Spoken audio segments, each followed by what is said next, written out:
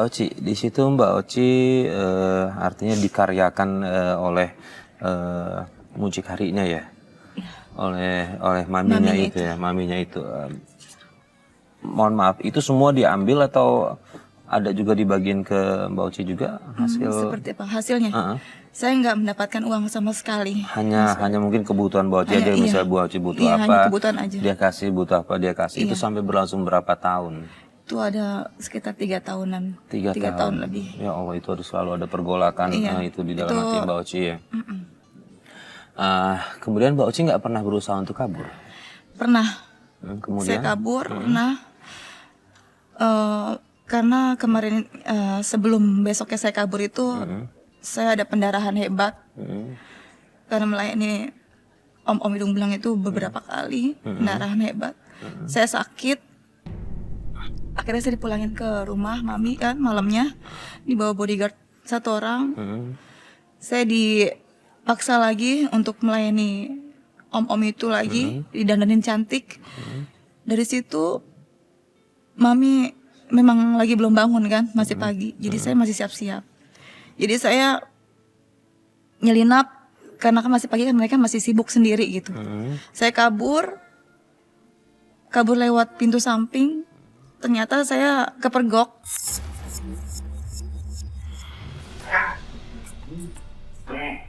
Mana pernah lu bisa menang dari gua? Yoga. Anjir.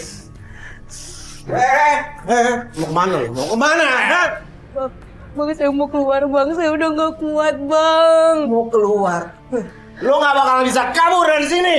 Bang, saya mohon bang, saya udah gak kuat bang, tolong lepasin saya bang. Gua gak peduli. Hah? Mau kuat mau kagak? Lu tetap di sini. Pikir kita peduli apa sama lo? Hah? Mami! Bang, jangan bang, bang, jangan bang, jangan. Kenapa ini? Ini mah, dia mau kabur. Untung saya ngeliat. Hah?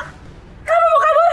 Mami, saya udah gak kuat, Mi, tolong, Mi, jangan, Mi.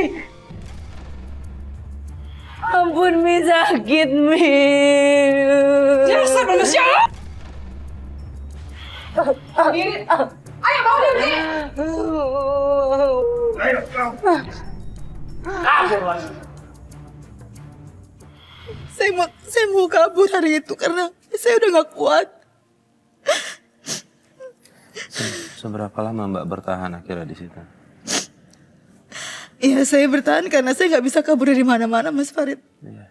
Sampai ada laki-laki yang memang baik datang ke rumah Mami. Kita dideretkan lah, ada 5 orang.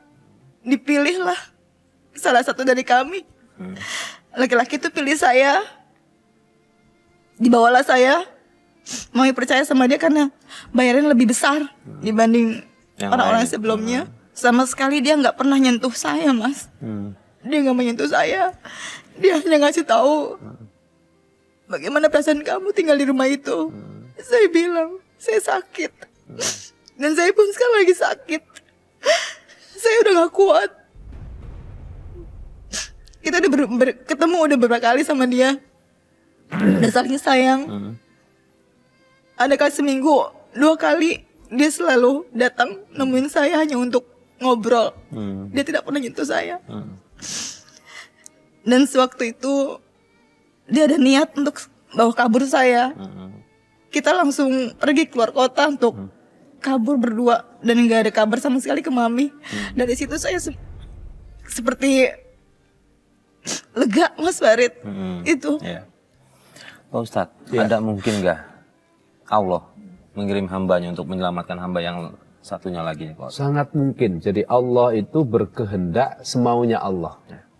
Makanya kita sebagai seorang hamba, kalau menghadapi masalah apapun, memang jangan sampai lepas dari Allah. Caranya, kita selalu zikir, ingat kepada Allah, sekaligus kita berdoa. Dalam kondisi keterpaksaan apapun, kalau kita berdoa, Allah pasti akan mengabulkan doa kita. Nah, ini yang seringkali tidak kita sadari. Dalam kondisi terjepit, kadang kita lupa diri dan lupa daratan. Seolah-olah kita tidak punya Tuhan lagi. Sehingga kalap. Dan saya tidak sedang menghakimi Mbak Oci. Mungkin saat itu Mbak Oci tidak ingat Allah, misalnya saya enggak. Tapi justru saya yakin saat itu Mbak Oci setiap saat berdoa kepada Allah agar diberikan kemudahan untuk lepas dari belenggu Syaitoniyah ini, belenggu yang sangat menjerumuskan. Makanya diutuslah laki-laki yang baik tadi.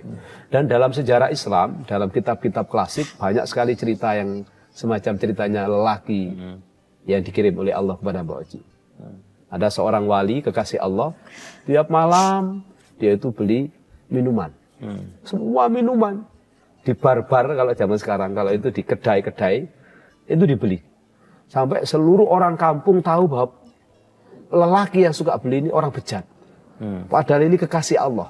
Orang yang sangat takut kepada Allah, orang yang sangat sayang kepada Allah dan sangat taat ibadahnya. Hanya tidak diketahui oleh masyarakat. Masyarakat tahunya tiap hari dia ke Beli aja. bar. Kalau sudah ke bar di zaman itu ya sudah dipikirkan ya zina, bawa khomer dan seterusnya. Dan memang betul dia pulang selalu bawa gentong-gentong khomer. Dianggap oleh manusia pada umumnya, wah, tidak cukup dia makan dan minum serta berbuat dolim, berbuat zina di dalam kafe, tetapi dia sampai bawa khomer atau minuman keras itu sampai ke rumahnya. Tapi apa yang terjadi sesungguhnya? Dia membeli khomer dari hasil kerja kerasnya di siang hari hanya untuk biar tidak ada banyak orang yang mabuk akibat dari minuman khomer yang tidak habis itu. Masya Allah.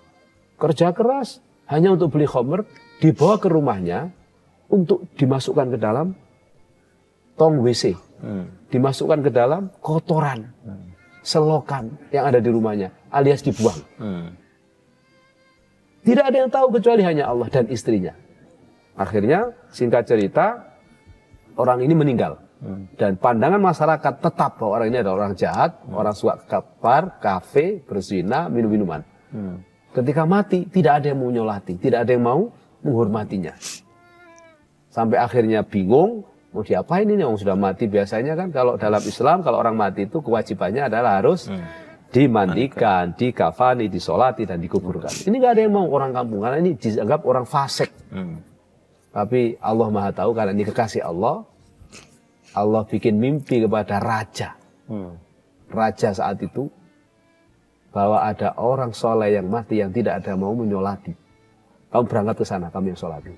Dan bapak ini yang setiap malam ke kafe beli minuman lalu dibuang ke WC atau ke selokan di rumahnya, itu pernah bilang sama istrinya, sayang jangan khawatir, nanti kalau saya mati, yang nyolati saya ini nanti seorang raja. Istrinya nggak percaya, bagaimana kamu mati nanti disolati seorang raja? Ternyata kejadiannya betul bahwa ketika dia meninggal dunia, saat orang-orang nggak mau nyolati, raja datang karena diarahkan oleh Allah melalui mimpi. Maka banyak sekali orang-orang semacam yang saya ceritakan tadi, termasuk ceritanya Mbak Oci, yang sengaja Allah kirim Mas Farid. Jadi boleh dan sangat mungkin Allah mengirim orang-orang untuk menyelamatkan kejadian-kejadian mengenaskan yang dialami oleh Mbak Oci. Ya, dan Pak Ustadz ini kurang lebih mirip karena Mbak Oci juga cerita ke tim kita bahwa akhirnya menikah dengan laki-laki itu yang menyelamatkan Mbak Oci. Cuma Allah lebih sayang sama laki-laki itu.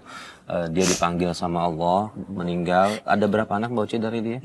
2, artinya Allah menitipkan anak yang mudah-mudahan bisa membantu orang tuanya. Dan juga ada satu lagi permasalahan adalah Mbak Oci ini juga selain kangen sama suami juga kangen sama ibunya Pak Ustadz. Ya, ibu juga sudah meninggal ya. Sudah meninggal pas kami mau menikah, sehari mau menikah. Kami pulang ke kampung dulu. Ternyata adik-adik sudah tinggal sama tante saya.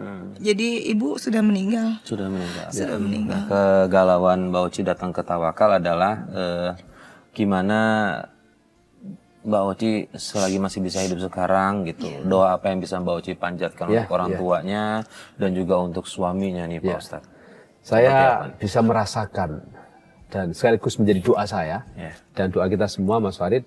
Saya minta doa kepada para pemirsa Tawakal di seluruh tanah air. Mari kita doakan suaminya Mbak Oci. Semoga ikhtiar dia menyelamatkan Mbak Oci dari dunia prostitusi mendapat pahala yang besar di sisi Allah. Karena menurut keyakinan saya sangat luar biasa apa yang dilakukan oleh suaminya Mbak Oci. Berapa kali dia menyewa Mbak Oci tapi sentuh pun tidak. Justru menyelamatkan Mbak Oci untuk dikembalikan menjadi manusia seutuhnya. Sampai akhirnya punya anak. Tidak semua orang mampu untuk Ya. bersikap seperti suaminya Mbak Oci loh. Mas Farid aja belum tentu mau. Ya jelas orang yang sudah ditidurin banyak orang misalnya, tapi kita kawin. Itu butuh kebesaran hati. Maka sebagai sesama kaum muslimin saya berdoa kepada Allah semoga Allah merahmati dan mengampuni salah khilafnya beliau dan Allah mencatat sebagai kebaikan yang tak terkira dari ikhtiarnya menyelamatkan Mbak Oci dari dunia prostitusi.